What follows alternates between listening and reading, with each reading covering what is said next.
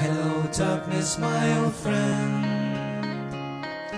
I've come to talk with you again, because the vision softly creeping left faces while I was sleeping, and the visions that was planted in my brain still remains within the sounds of silence.